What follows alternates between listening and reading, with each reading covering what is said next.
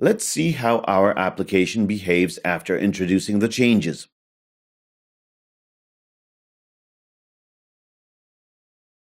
After the refresh, some data appears, but it doesn't matter. It means that we've lost data about the selection because we've only set the content. Let's try to set the selection as well.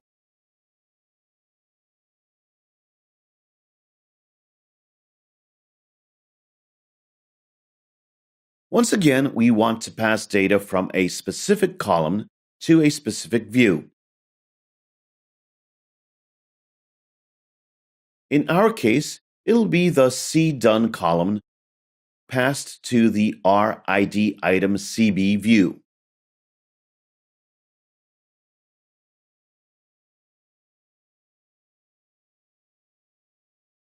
The result we've received was not the one we'd expect. Instead of setting the checkboxes, again, we set the set text.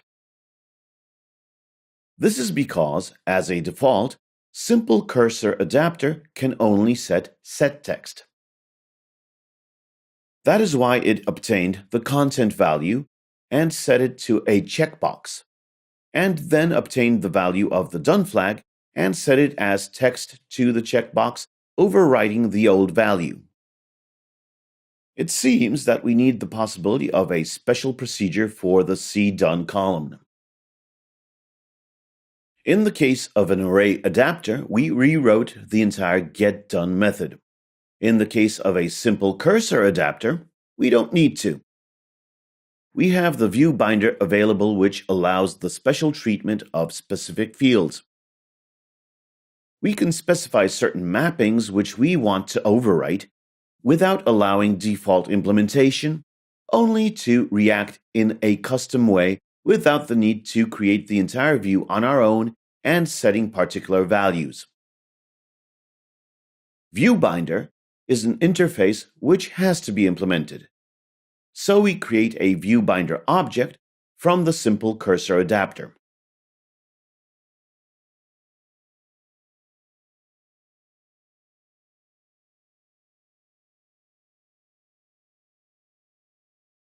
We create its anonymous implementation. We have an anonymous class where we have an implemented setViewValue method. This method takes 3 parameters. The first of them is a view which we want to set data to. In our case, it will be calling item CB twice. The second parameter is a cursor, which is currently set to the line to be displayed at a given time. The final parameter is a position inside the cursor. Actually, it's an index of the currently processed column inside the given line. In order to correctly implement the handling of the done flag selection, first of all, we need to check which column was called.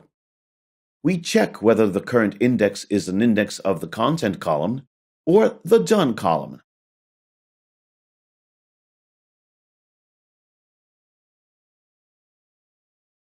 The cursor has a special method named getColumnIndex.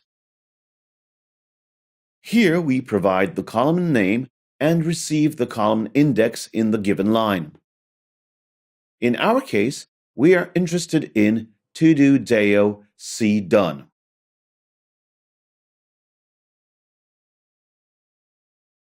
We want to check whether the index of the current column equals the index of the CDone column. If so, we'll want to overwrite the implementation.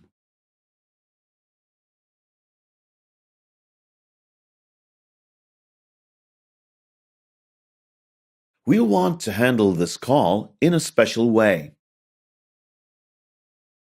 If we know that we're currently in the done column, we can assume that if we have the mappings from the done column on the checkbox, the view is also a checkbox.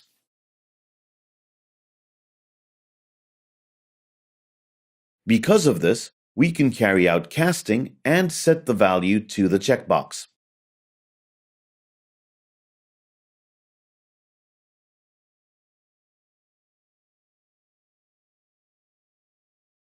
Here we need the selection value.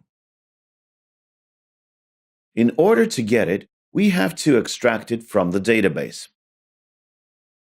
As I've mentioned, the base doesn't store Boolean values, only integer numbers. Automatic mapping takes place.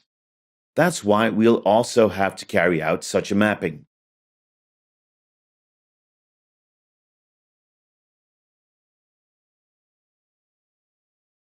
We extract the int value using the getInt method and passing I. That is, the position of the column we want to download. In order to obtain a Boolean value from an int, we have to check whether the numerical value is more than 0. If it is a 0, the expression is false.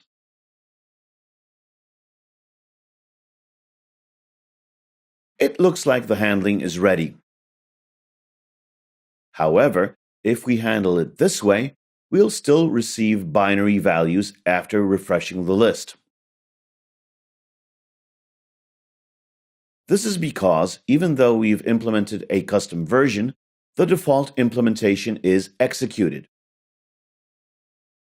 We have to inform our adapter that we don't want the default mapping, that is, calling the setText method and passing the string to it, but that we'll handle it on our own. That's why we have to return true in our method. This means that we've handled the mapping on our own, and we don't need the default implementation. We just need to set the view binder on our adapter.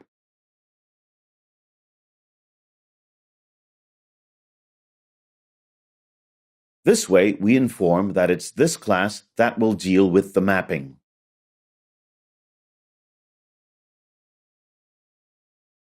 After the launch, again, we have the list, where we can see the contents and selections.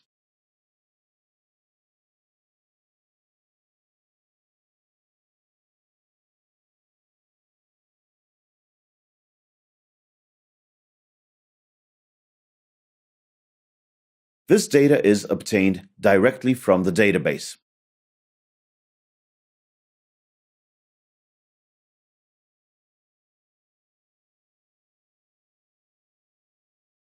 Currently, we have an empty screen at the first application launch directly after it's finished, and we have to refresh the list manually.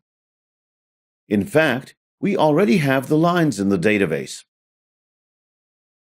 Because of this, the part responsible for refreshing data after loading can be safely moved to the refresh cursor method, and this method can be used directly after creating the adapter, or right after setting it.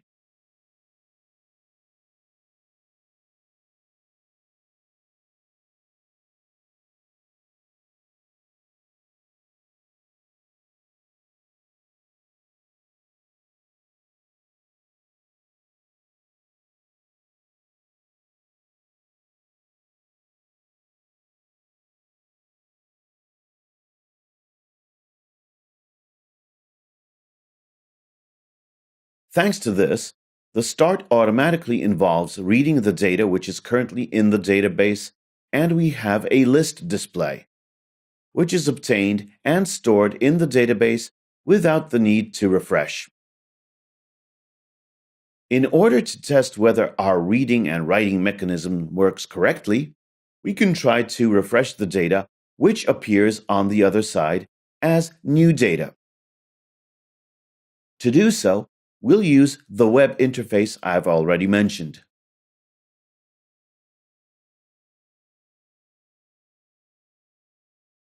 We add a new task and call a refresh on the server side. Because the sorting order is ascending, our data can be found at the very end. If we want to have the reverse order, we have to pass false as the second parameter in the refresh method. It causes the order by to change. Now we have the newest elements at the very top. We can refresh them, which causes the newest elements to be downloaded and placed in the database. The only thing left is to handle adding new elements from the side of the mobile device. We'll deal with that in the next module.